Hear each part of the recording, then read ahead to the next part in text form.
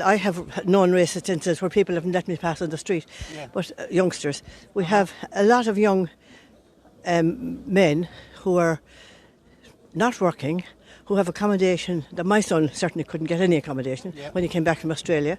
So there's not been one single racist incident. What's your first name? Sorry, do you want to move this way out of the way of the traffic? Not one single Garvey.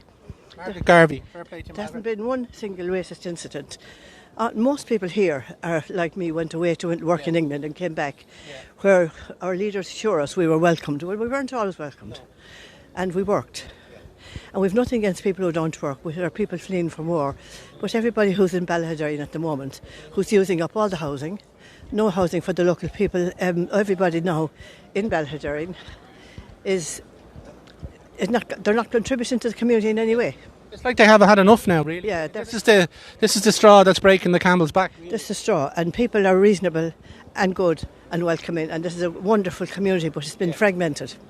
Absolutely, and I mean it's not just here, Margaret. It's all over the country that these migrants have been moved in that have no purpose here. They don't have anything to do. They don't have any credentials. We don't know what any documents about where they're coming from or who they are, and it's a recipe for this kind of thing. Well, we're well able to differentiate between people fleeing from war and people just migrants. And at the moment, Ballahaddereen cannot take any more. We have only 2 doctors. The schools, we don't want more services if that means more people. No, that's not the answer. That's not the answer. We need to recognise that a very small community, about 2,300 people is on the census.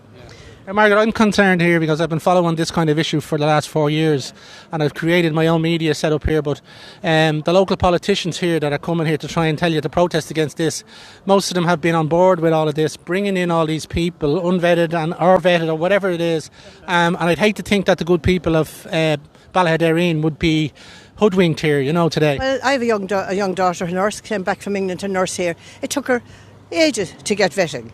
Ages. They don't want her back, you see, that's the problem. The Australian nurses during COVID, they wanted to come back and they didn't want them back either. Yeah, well, what a big hoax that was. And however.